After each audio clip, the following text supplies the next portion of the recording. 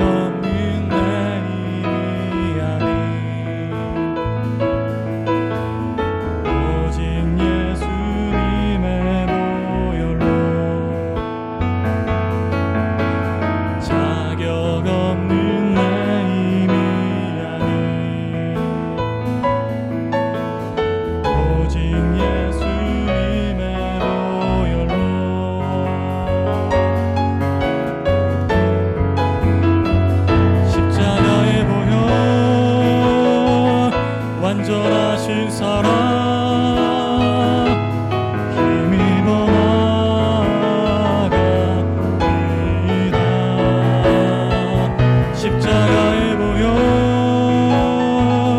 완전하신 사랑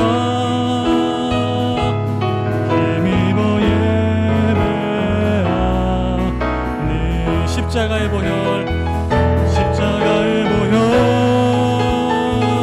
완전하신 사랑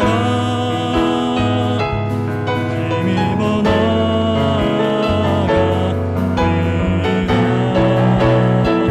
십자가의 보혈 완전하신 사랑 힘입어 예배합니다.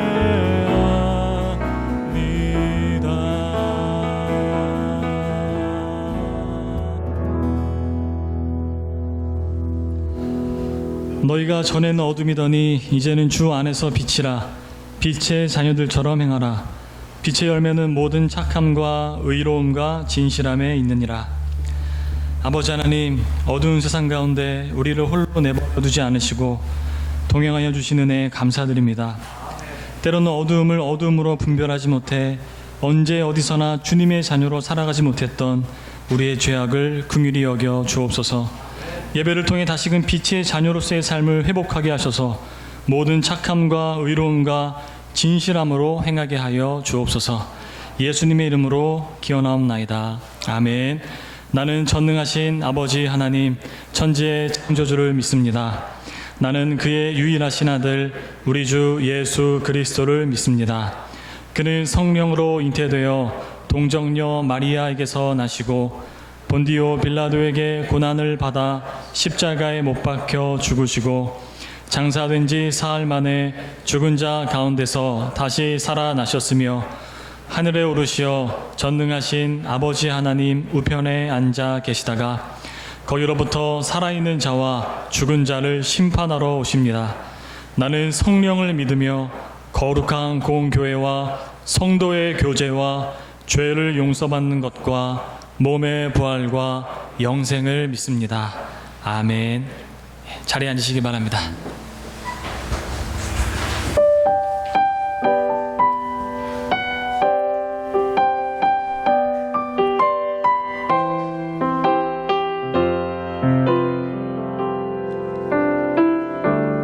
이곳에 임하신 하나님 나라, 이곳에 임하신 하나님 나라, 편한 마음으로 바라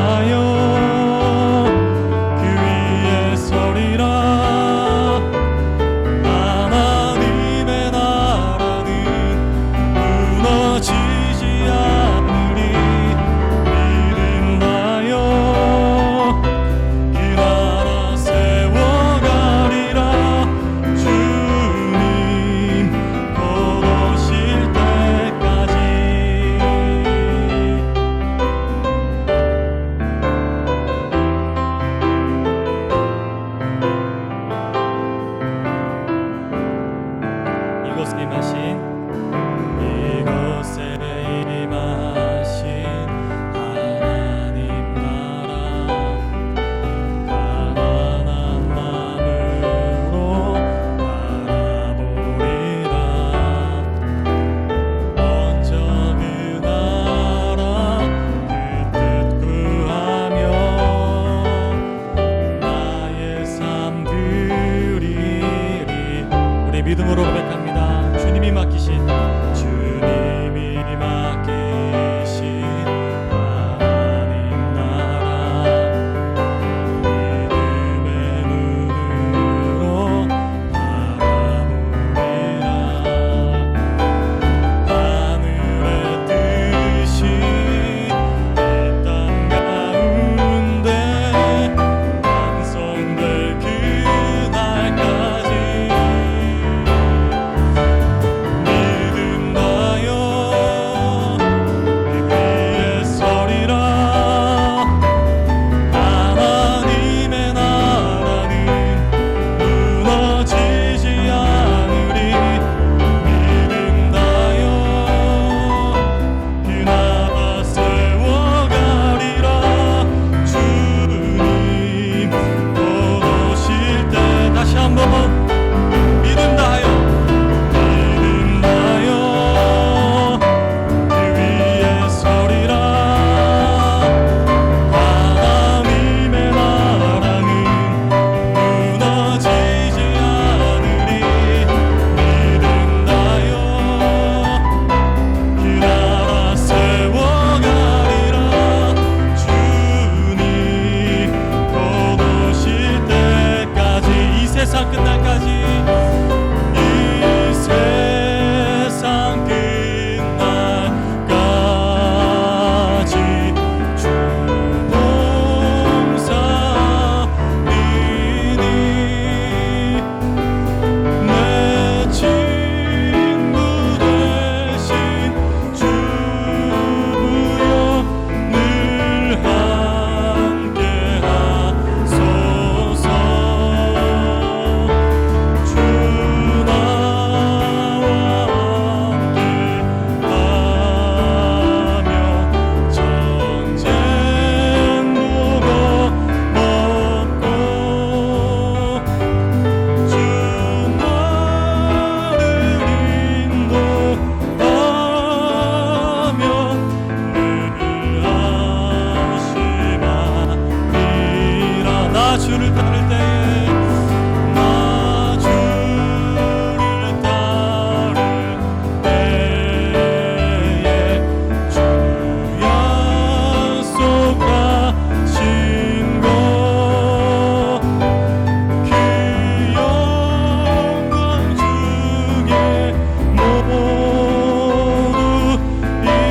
이루어 주소서. 주님의 뒤를 따라 섬기며 살리니. 그 크신 은혜 속에 나를 인도하소서. 저 영광 빛난 저 영광 빛난 곳을 주 허락했으니 그 허락하신 곳을 늘 사모합니다.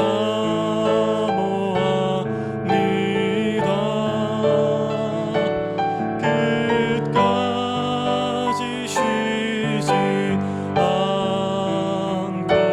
주 따라가리니.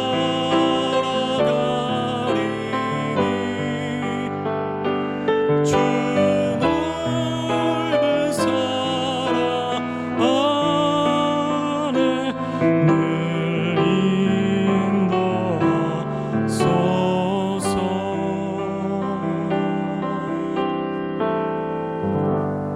아멘.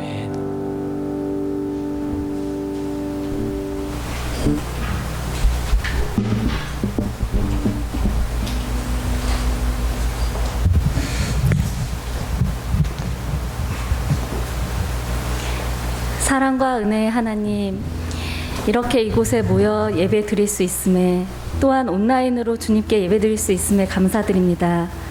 코로나로 인해 여러 변화를 겪으며 그동안 지내왔던 우리의 일상이 하나님의 은혜였음을 다시 한번 느낍니다. 과거부터 지금까지 변함없이 우리를 사랑하시는 주님의 은총을 기억하고 감사하는 우리가 되기를, 앞으로의 삶에서도 주님의 사랑이 넘쳐나리라는 것을 믿는 우리가 되기를 원합니다. 또한 교회에서와 삶에서 일어나는 여러 변화 속에서도 주님을 중심에 두고 담대하게 나아가는 용기를 구합니다. 예배의 시간과 방식이 달라지는 것과 같이 겉으로는 변화하는 것들이 있더라도 우리 교회가 성경의 진리를 바르게 전하고 말씀을 통해 배우고 깨달은 것을 잘 실천하여 차별 없는 성찬의 정신을 구현하는 교회가 되도록 이끌어 주십시오. 오늘부터 장로 선거가 진행됩니다. 우리는 주님의 뜻을 깨달아가며 주님이 이끌어 주시는 것에 의지합니다. 우리를 사용하셔서 주님께서 예비하신 2명의 장로가 세워질 것임을 믿습니다. 모든 과정을 지내는 동안 하나님께서 하실 일들을 기대하며 기쁨이 충만하길 원합니다. 세워진 장로가 주님 말씀 안에 거하고 차별 없는 성찬의 정신을 실천하며 살아가기를 간구합니다. 주님, 남북관계 갈등 고조되고 있습니다. 들려오는 남북관계 소식은 코로나로 인해 지쳐있는 우리들을 더욱 힘겹고 우울하게 합니다. 우리의 소망이신 주님, 남북의 관계가 더 이상 악화되지 않고 무력이 아닌 평화적인 방법으로 문제가 해결되어 평화로운 삶을 누릴 수 있도록 선한 길로 이끌어 주세요. 오늘 예배를 통하여 신실한 주님을 믿고 의지하고 주님의 뜻을 구하며 주님 안에서 평안을 누리는 우리가 되기를 원합니다. 모든 말씀 예수님 이름으로 기도드립니다. 아멘.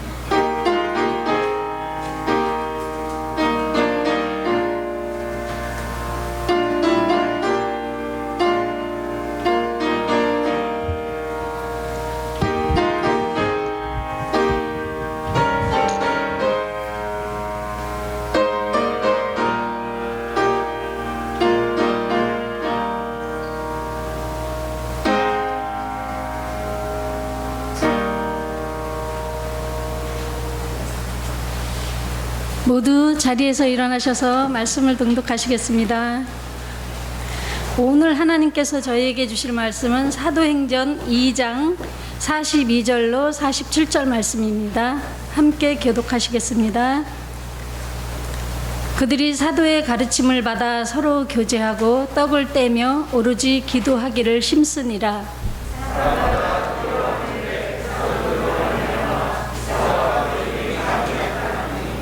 믿는 사람이 다 함께 있어 모든 물건을 서로 통용하고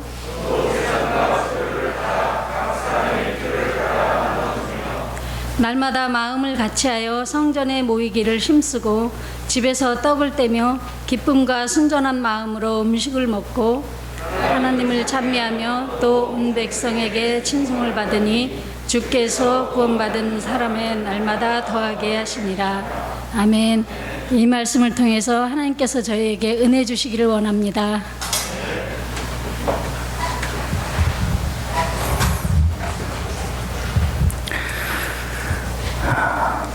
사랑누리교회 오늘 열리는 우리 선거는 저희 교회를 재건축하는 과정입니다. 저희 교회는 첫 번째 건축을 잘 해왔는데 작년에 교회 일부가 훼손되었습니다. 교회의 근간이 흔들릴 뻔했지만 주님의 은혜로 기초를 더 튼튼히 잘 다질 수 있었습니다. 허물어진 부분을 메꾸고 새로 골조를 보강하고 세우는 일이 장로 선거입니다. 누굴 뽑아야 할까 아주 간단합니다. 사랑누리교회가 함께 약속한 장로의 정신을 가장 잘 구현하는 분을 뽑는 겁니다. 자기 부정을 통해 과감히 영향력을 축소할 분, 언제든 원래의 자리로 되돌아갈 수 있는 분, 5대 선교 목표가 지향하는 지향점을 가장 잘 지켜갈 분, 다른 분들과 겸손히 그 일을 위해 동역할 분을 뽑으면 됩니다. 오늘부터 진행될 선거 내내 우리 모두 인간의 움직임을 멈추고 하나님 앞에 각자가 서 계시기를 부탁드립니다. 오늘 본문 말씀으로 들어갑니다. 43절에 보면 초대교회의 사도들로 말미암아 기사와 표적이 많이 나타났다고 합니다.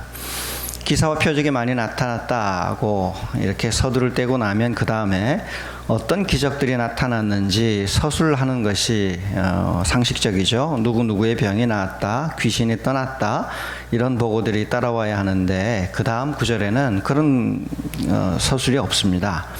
그래서 본문에는 그냥 기적이 많이 나타났다를 이야기를 하고 다른 이야기를 하는 것처럼 보이기도 합니다. 그렇게 본문을 볼 수도 있지만 이렇게도 볼 수 있습니다. 초대교회에 나타났던 기적의 가장 큰 모습이 무엇이냐? 44절 45절입니다. 한 번만 더 같이 읽겠습니다.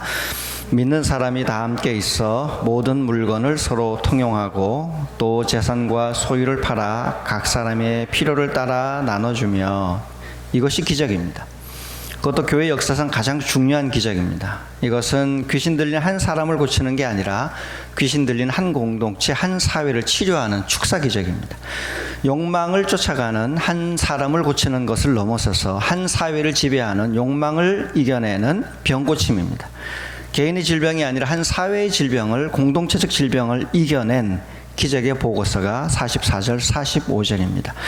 현대적인 용어로 하자면 초대교회는 자기 것을 무한히 확장하는 사탄의 나라를 꺾고 구체적으로 공유와 나눔과 자기 부정의 하나님 나라를 교회 안에서 보여주는 기적이 일어났다는 겁니다.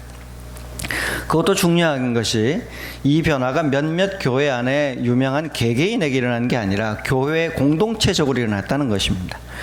교회 안에서 토지 공개념, 교회 안에서 청년 기본소득, 재난 기본소득 같은 개념들이 정책이 아니어도 이미 자발적인 헌신에 의해서 예수 믿음의 결과로 교회 안에서 실험되어 공동체적으로 나타났다는 겁니다. 본문에 나오는 기적은 우리가 교회에서 일반적으로 듣는 기적과 얼마나 많이 다릅니까? 우리는 간증을 통해서 예수 잘 믿었더니 병이 나았다, 부자가 되었다, 또는 천국에 들어갈 확신이 생겼다 같은 이야기를 많이 듣습니다. 중요한 일입니다. 그러나 그 후 어떻게 되었는지는 잘 모릅니다. 병이 나은 다음에 인격이 변했습니까? 보통 아플 때는 잠시 겸손해질 수 있습니다. 그러나 병이 낫고 나면 원래 자신의 모습 그대로 돌아가거나 더 나빠지는 경향을 봅니다. 부자가 된 다음에 욕망을 이겼습니까? 그럴 수도 있지만 일반적으로 한 번의 기적을 통하여 부를 경험하고 나면 더 큰 부를 추구하는 방식으로 인생이 또 변해갑니다. 예수 믿어 천국에 갈 것을 확신하게 되었다. 그러면 그 다음은 뭡니까? 천국에 갈 그 소망 때문에 지금 이 세상에서의 삶의 좌표를 정확하게 잡고 새로운 삶을 살게 되었다라는 후속 보고가 따라와야 초대교회의 간증과 같은 기적이 일어나는 겁니다. 우리의 간증은 보통 앞부분만 강조하고 뒷부분, 후속, 삶을 추적하는 보고서가 없기 때문에 믿음의 시작이지 그것이 대단한 것을 자랑할 만한 믿음의 결과는 아닙니다. 게다가 우리들의 간증은 일반적으로 개인적인 것들 뿐이죠. 오늘 본문처럼 공동체가 어떤 회심을 경험하여 사회적 열매를 맺는 것인지 우리는 공동체적 보고가 적습니다. 오히려 한국교회에서 공동체적인 보고라고 하면 정반대의 일들이 벌어지죠. 교회가 커지면 당장 건물 올릴 계획을 세우고요. 예배당 건축을 교회 건축이라고 생각을 하면서 건축에 몰두합니다. 안 하면 좋겠다는 생각이 저 개인적으로는 드는데, 교회들이 문화센터를 생각하면서 도시의 한복판에 있는 교회들이 카페를 많이 만들어서 주변 상권과 경쟁하고 또 헌금이 모이면 좋은 일에 쓰기보다 부동산 투자를 하는 경향도 많이 있었습니다. 공동체적으로는 이런 열매를 맺은 거예요. 초대교회와 정반대 열매를 맺은 거죠. 초대교회는 나누고 베풀고 했던 데 반면에 쌓고 모으고 투자하여 불리는 식의 열매를 맺었으면 한국교회의 주류는 초대교회와 정반대로 가고 있었다는 것입니다. 하나님께서는 사랑누리교회가 초대교회와 같은 기적을 경험하게 되시기를 바랍니다. 그것도 이제 더 이상 내부적으로 이 방향이 맞니 안 맞니 하는 논란 전혀 없이, 정관에 대한 시시비비 없이, 교회가 가야 할 방향에 대한 불필요한 논란, 소모적인 논란 없이 하나님은 우리에게 주신 그 길을 용감하게 뚜벅뚜벅 가게 되시기를 원합니다. 이번 선거를 통해 사랑누리교회가 그 방향으로 더욱 도약하게 되기를 바랍니다. 그럼 어떻게 했기에 초대교회에서는 이런 기적이 일어났을까요? 지난주 살펴보기는 4가지에 힘썼다고 했습니다. 사도들의 가르침대로 원본 복음을 있는 그대로 배우고 가르쳤고요. 두 번째는 예배 성찬 식사로 하나 통합된 이 모임을 끊임없이 하면서 주님 안에서 하나된 평등한 공동체를 만들려 했고요. 세 번째가 교제요, 네 번째가 기도입니다. 오늘은 세 번째 교제에 관하여 살펴볼 것입니다. 교제란 말은 코이노니아입니다. 많이 들으셔서 아실 겁니다.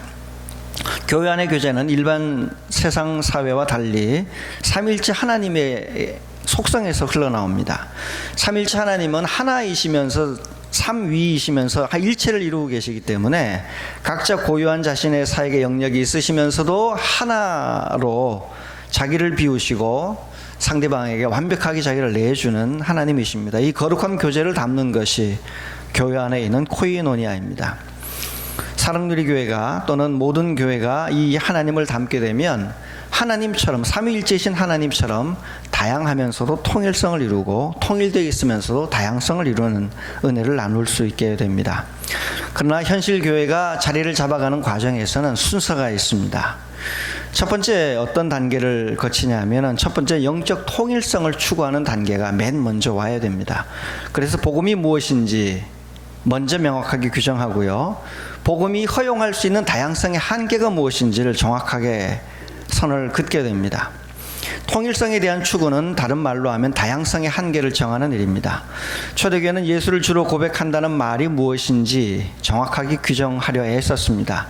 이를 위해서 거짓 가르침들과 싸우고 바리새인들의 가르침과도 싸우고 세속주의 이단과도 싸우고 영지주의와도 싸웠습니다. 고린도 교회가 사회적 빈부 차이를 예배에 그대로 옮겨 놓았을 때, 교회 내에 성적인 타락이 일어났을 때, 올바른 진리에서 이탈하는 가르침들이 들어왔을 때 사도 바울은 매우 강하게 질책하며 교회의 영적 구심점을 만들고 다양성의 한계에 선을 그었습니다. 이 과정을 잘 맞춰야 교회가 단단하게 하나님이 주신 소명 앞에 서서 갈 수 있습니다. 이런 과정이 현대교회에도 필요합니다. 교회는 좋은 것이 좋은 단체가 아닙니다.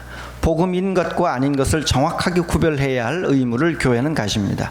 죄인 것과 아닌 것을 정확하게 구별해야 합니다. 그래야만 교회가 교회로서의 정체성을 정확하게 유지합니다. 자기가 누구인지를 정확하게 아는 사람만이 타인과의 관계도 잘 맺을 수 있지, 자기 자신의 정체성이 흔들리는 분은 타인과의 관계에서도 실패를 경험합니다.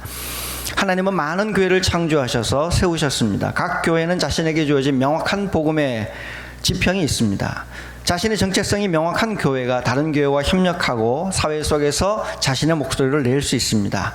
이런 내적 통일성이 결여된 공동체는 사회적으로 아무런 영향력도 미치지 못하는 그저 그런 자기들만의 공동체가 됩니다. 이런 점에서 사랑누리교회는 구체적인 선교 목표가 있습니다. 이것이 우리가 추구해야 될 교회 내의 영적 내적 통일성입니다.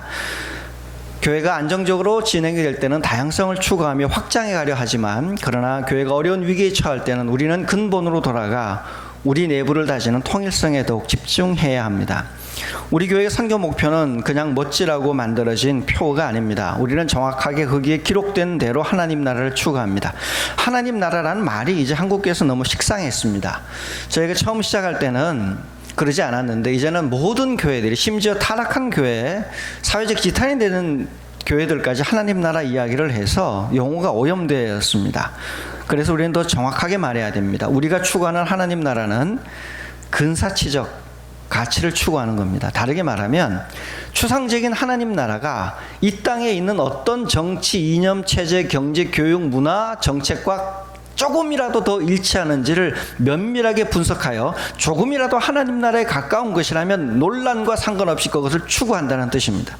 이게 저희가 가지고 있는 하나님 나라 운동의 신학적 방법이요, 신학적 도구입니다. 이런 신학 방법론 때문에, 우리 교회 영적 토대 때문에 사회를 향하여 아무런 말도 하지 않는 것, 또는 애매하게 사회 이념 한복판에서 양다리를 걸치는 그런 기계적 정치 중립성, 저희 교회는 처음부터 지금까지 명확하게 거부해 왔습니다. 빈부 사이에 어느 편도 들지 않는 태도, 예수님과 닮지 않은 비겁한 태도로 저희는 그것을 거부해 왔습니다. 논란이 일 것을 알면서도 구체적인 사회 문제 속으로 뛰어들어 하나님의 뜻을 탐구하려고 다양한 활동을 해왔습니다. 그것이 사랑누리교회가 지향하는 근사치적, 보이지 않는 하나님 나라를 이 땅에 실현하려 할 때 무엇이 조금이라도 더 하나님 뜻에 가까운지를 공부하고 연구하고 분별하고, 그리고 자신의 삶과 생애를 거기에 던져넣는 운동입니다. 애매하게 애둘러 표현하여서 모든 분들이 다 자기 편인 줄 착각하게 만드는 그런 방식의 교회 부흥과 교회 확장을 저희는 처음부터 지금까지 꿈꾸지 않았습니다. 저희 교회 설교 강단에서는 이 신학적 토대 위에 거침없이 말씀을 선포해 왔습니다. 여러분, 가난한 자와 함께 가는 중보자 지향적인 교회라는 목표 한번 보아도요, 우리 교회에서는 중산층 되라는 설교를 들을 수 없습니다. 명확하게 이야기를 합니다. 그게 우리 교회의 정체성이기 때문입니다. 좌파 이야기, 우파 이야기 하도 들어서 이제는 아무런 상처도 되지 않습니다. 때로는 구체적인 정치, 경제, 사회, 문화, 교육 이슈들을 말씀으로 분석하고 조명하는 설교를 했다가 저항을 경험하기도 합니다. 교회 안에 교우들로부터도 항의를 듣기도 하고 운영에 대해서도 의견을 받기도 하고 구체적인 사회 문제에 대하여는 설교하지 말아달라는 굉장히 성도들이 불편해한다는 의견을 받기도 했습니다. 그렇게 할 수 있으면 설교가 정말로 쉽습니다. 아무의 마음에도 거슬리지 않는 설교, 너무도 쉽죠. 그리고 그런 설교는 공부를 전혀 하지 않아도 됩니다. 사회에 대한 관심 자체가 없어도 됩니다. 그러나 사랑누리 교회는 그런 설교를 지향할 수 없습니다. 그것은 사랑누리 교회가 아니기 때문입니다. 그렇게 할 경우 사랑누리 교회는 더 이상 5대 선교 목표에 명확하게 규정된 교회의 방향을 향해 나가는 교회가 아닙니다. 그렇게 할 경우는 왜 굳이 우리가 이곳에서 힘들게 교회가 개척되어 여기서 이곳에서 특이한 방식으로 남들이 안 가려는 길을 일부러 가는 고생을 왜 해야 합니까? 의미가 없습니다. 정말로 다른 교회와 같아지기를 원한다면 교회를 잘못 찾으신 겁니다. 우리 주변에 일반적인 보통 우리가 있는 전통적인 방식의 목회를 하고 있는 교회들이 참 많습니다. 그러나 저희는 저희 교회만이 갈 수 있는 길을 하나님께서 처음부터 가라고 하시면서 개척되었기 때문에 그 개척 정신에 맞추어 저희가 계속하는 것이요, 저 또한 그 교회의 정신에 동의하여 그 일을 잘 구현하라는 교회로부터의 부름을 받고 신임을 받고 그 일을 하는 것입니다. 다시 말씀드리지만 아무리 힘들어도 사랑누리 교회는 하나님 나라의 현실성과 구체성을 포기할 수 없습니다. 사랑누리 교회는 죽어서 갈 천국만 바라보는 향이상학적인 교회 될 수 없습니다. 이원론 속에 빠져서 살아가는 플라톤 철학에 맞는 그런 영지주의적 교회 될 수 없습니다. 우리는 우리 길을 가야 합니다. 성도들이 아무리 거부해도, 때로는 목회자가 고생해도 설사 그런 일은 없지만, 그렇게 한다고 내쫓기는 한이 있어도 목회자는 목회자에게 주어진 교회를 향하여 주신 하나님의 사명을 붙들고 선포하며 가야 합니다. 작년 일을 겪으며 저는 종말론적인 목회를 꿈꾸게 되었습니다. 우리에게 남은 시간 의외로 없을 수 있겠다는 생각이 짙었습니다. 목회할 수 있는 연한 겨우 10년, 활발하게 움직일 수 있는 연한 10년, 교회도 마찬가지였습니다. 여전히 제 마음에는 상처가 남아있고 많이 좋아지고 있긴 하지만 여전히 우울합니다. 그러나 그것과 상관없이 작년 일을 거치면서 제 영혼은 비할 바 없이 평안합니다. 어떤 것도 두렵지 않습니다. 저는 제게만은 하나님의 감동을 거침없이 여러분과 나누고 협의할 것이고, 여러분이 하나님께 받은 감동이 있다면 거침없이 배우고 함께 나누며 사랑누리 교회가 가야 할 길을 가도록 제게 주어진 몫을 다할 것입니다. 작년 상황을 지나면서 제가 털어버린 짐이 하나 있습니다. 저는 교회가 안정될 때까지 우리가 하고 있던 개혁적인 내용과 형식을 가급적 외부에 알리지 않으려 했습니다. 시찰과 노예에 알리지 않아 불필요한 오해와 논란이 생기지 않도록, 그렇게 해서 교회가 힘들게 되지 않도록 애를 썼습니다. 그러나 우리의 의지와 상관없이 저희 교회는 공적 장에 노출되었습니다. 그 부담이 완전히 사라졌습니다. 누군가는 우리를 보고 어리석다 할 것이요, 누군가는 우리 교회가 가지고 있는 파급 효과 때문에 경계할 것이요, 또 누군가는 속으로 깊이 응원할 것입니다. 주님이 우리를 역사 속으로 밖으로 불러내시고 우리를 노출시키셨으니 저도 더 이상 숨을 필요 없고 저희 교회도 더 이상 숨을 필요 없습니다. 이미 작년에 한 교회 목회자가 전화하셔서 저희 교회 정관에 대하여 물어보셨고, 제가 저희 교회가 거쳐왔던 어려운 일들에 대하여 소상히 말씀을 드렸습니다. 그 교회도 정관을 꿈꾸고 있는데 더 다듬어야겠다라는 이야기를 나누었습니다. 우리 아픔이 다른 교회가 서간한 것에 도움이 되었으니 우리 아픔 또한 하나님께서 쓰신 것입니다. 그럼 우리는 지난 시간들을 감사하는 것으로 마무리해야 합니다. 그러나 아파서 하는 감사는 이걸로 그쳐야 됩니다. 어리석은 역사는 다시 반복되어서는 안 됩니다. 지금 사랑누리 교회는 다시 신앙 고백과 정관을 통해 하나가 되어가는 중입니다. 작년 상처가 워낙 중해서 이 치유의 과정이 얼마나 걸릴지 우리는 모릅니다. 치유와 화해는 단기간에 이루어지지 않고 많은 시간을 필요로 합니다. 이성적으로 이해했다고 해서 치유된 것도 아니고 우리의 감정이 괜찮아졌다고 해서 치유된 것이 아닙니다. 상처란 것이 그렇듯이 충분히 아물지 않은 상태에서 또 건드리면 덧나게 되어서 자칫 죽을 때까지 안고 갈 치명적인 질병이 될 수도 있습니다. 그렇기에 치유와 화해는 무리하게 서두를 일이 아니라 하나님께서 우리에게 은혜 주시기를 기다리며 하나님의 은혜 안에 자기를 내맡기는 수밖에 없습니다. 하나님의 때가 우리의 때보다 나을 것을 기다리며 하나님 나를 살려달라고 우리를 다시 고쳐주시라고 하나님께 매달리는 수밖에 없습니다. 주님이 우리를 충분히 치유하시고 나면 누가 말하지 않아도 새로운 도전할 때가 되었구나. 외부에 있는 우리와 생각이 다른 분들을 설득해낼 수 있는 내적 역량이 생겼구나. 우리의 상처가 아물었구나. 한번 부러진 뼈 부러지지 않듯이 우리는 다시 부러지지 않을 만큼 단단해졌구나라는 활동에 대한 자신감을 갖게 될 것입니다. 그때가 오기 전까지 주님 앞에 우리 자신을 내어놓고 교회를 맡기며 하나님 우리를 치료하시고 새롭게 해달라고 함께 기도하십시다. 이 때문에 이번 선거가 매우 중요한 영적 의미를 지니고 있습니다. 이번 선거를 통해 하나님은 무엇을 하기 원하실까요? 상식적으로 보아도 하나님은 우리를 치료하기를 원하십니다. 하나님 우리가 작년까지 일어났던 일을 반복하지 않기를 원하십니다. 우리는 늘 항존직 선거를 할 때마다 많은 분들이 자진하여 사퇴하며 길을 양보해 왔습니다. 이번 선거도 똑같이 재현이 됩니다. 그래서 남아 계신 분과 사퇴하신 분 모두 하나님 앞에서 중요한 일을 하신 겁니다. 누구는 후보로 남아서 힘을 모으고 누구는 사퇴해서 힘을 모으는 것입니다. 이 때문에 우리 교회에서 장로가 되신 분은 다른 분들의 자기 부정의 빚, 은혜의 빚을 지며 그 일을 맡게 되는 겁니다. 이것이 우리 교회의 가장 중요한 전통이었습니다. 자격이 없는데 나보다 훌륭한 분들의 양보로 인하여 장로가 되었으니 겸손히 그 직분을 감당하라는 주님의 음성을 우리는 선거 과정을 통해서 늘 들어왔습니다. 그러나 우리는 지난번 사례에서 보았듯이 이 감동은 지속되지 않는다는 것을 압니다. 한 해, 두 해, 시간이 흐르면서 양보와 사퇴를 통하여 선출되었다는 사실 자체를 거부하거나 불쾌하기 시작했던 것을 우리는 눈으로 똑똑히 들어 압니다. 너무나 많은 분들의 사투로 인하여 받게 된 직분을 우리 자신의 힘과 노력으로 쟁취하고 하나님의 특별한 은총으로 나를 뽑아내셨다고만 생각하기 시작하면서 사랑일교회 정관에 흔들려 갈 수 있는 문제가 생겼다는 것을 우리는 이미 거쳐서 압니다. 인간의 감동 오래 가지 않습니다. 하나님 나를 부르셨으니 겸손하게 처음부터 주님을 잘 섬기겠다는 결심 1년, 2년, 3년 지나면 희미해집니다. 하나님은 사랑누리교회가 다시는 같은 역사를 반복하지 않기를 원하십니다. 누가 되실지 모르지만 후보가 되신 분은 끝까지 겸손하시기를 하나님께서 원하십니다.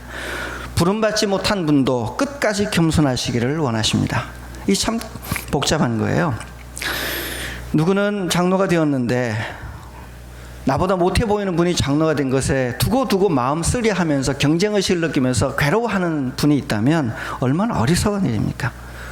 우리의 지난 선거는 그런 선거였습니다. 다시는 그런 선거를 반복해서는 안 됩니다. 그래서 이번 선거는 우리가 받은 상처들, 지난번까지 우리가 원하지 않았지만 받아야 했던 상처를 치유하는 선거가 되어서 당회가 재건되어도 당회가 교회 정관을 더 철저히 섬기고 자기 부정을 잘하여 사랑의 교회가 치유받게 되는 그런 선거의 과정이 되기를 하나님이 원하십니다. 선거에 임하는 여러분 모두에게 하나님 은총이 가득하기를 기원합니다. 아멘. 함께 기도하겠습니다. 기도하실 때 하나님 사랑누리 교회가 주님 안에서 든든히 세워지게 하여 주시옵소서. 이 일을 통하여 하나님 앞에 합한 사람, 자기 부정에 능한 사람, 사랑누리 교회 정관의 정신을 가장 잘 이해하고 솔선수범하여 구현할 하나님의 사람이 선출되도록 주님 도와주시고 우리가 주님의 음성을 듣게 하여 주시옵소서. 이 시간 함께 기도하겠습니다.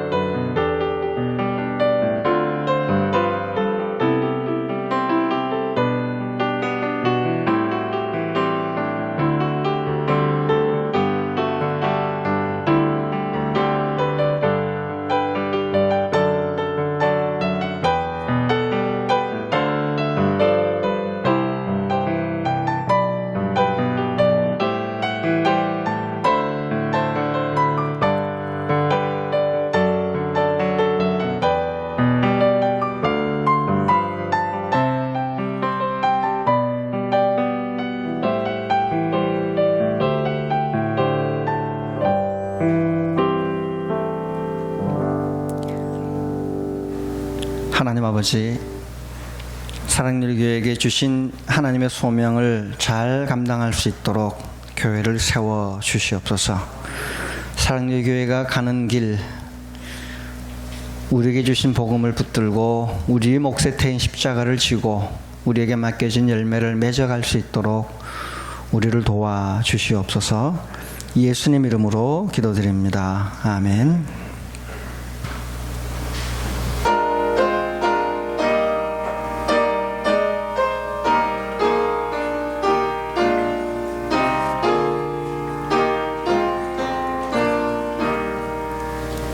겸손히 주를 섬길 때 괴로운 일이 많으나 구주여 내게 힘주사 잘 감당하게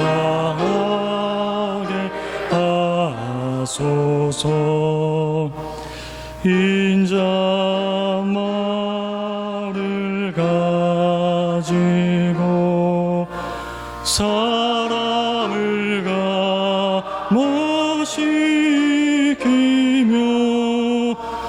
갈 길을 잃은 무리를 잘 인도하게 하소서. 구주의 귀한 인내를 깨달아 알게 하시고 굳건한 믿음 주셔서 늘 승리하게 하소서. 장래의 영광 비추사 소망이 되게 하시며 구주와 함께 살면서 참 평강 얻게 하소서. 아멘.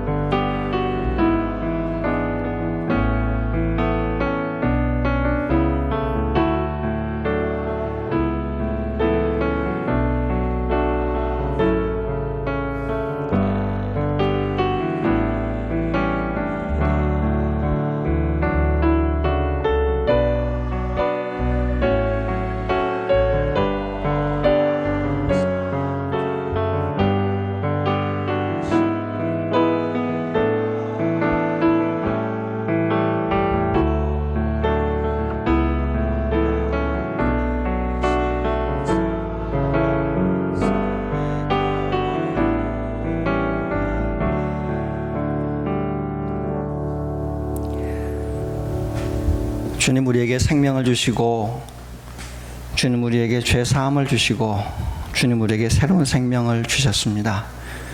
주님의 은혜에 감사하여 우리의 모든 것을 드립니다. 대표하여 드리는 11조 감사의 예물 안에 각종 제목의 예물 안에 우리의 삶 전부가 담겨 있습니다. 부족하고 연약하지만 주님 우리의 삶을 기뻐 받아주시고 하나님의 은혜로 우리를 채워 주옵소서. 예수님 이름으로 기도드립니다. 아멘.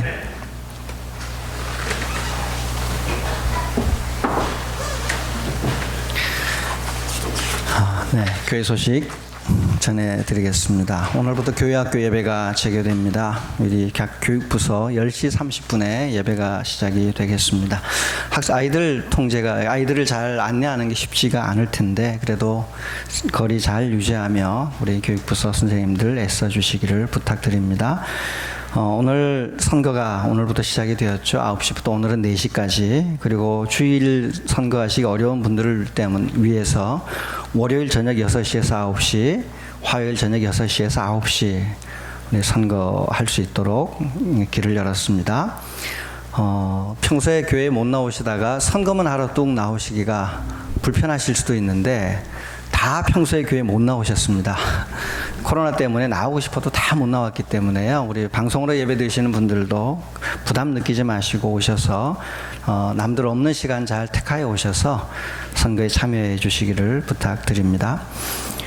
개표는 화요일 저녁 9시에 투표가 종료한 직후에 개표를 하여 우리 결과를 공지하도록 하겠습니다. 나머지 사항은 이미 잘 안내되어 있는 안내지를 참조하여 주시기를 바랍니다. 자리에서 일어나서 파송의 찬양 함께 하겠습니다.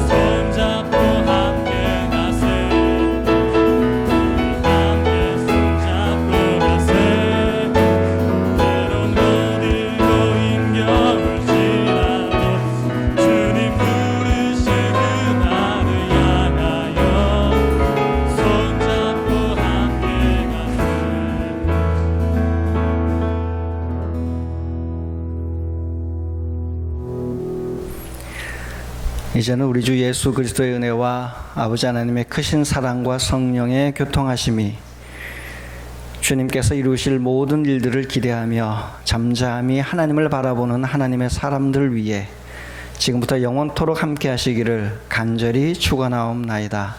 아멘.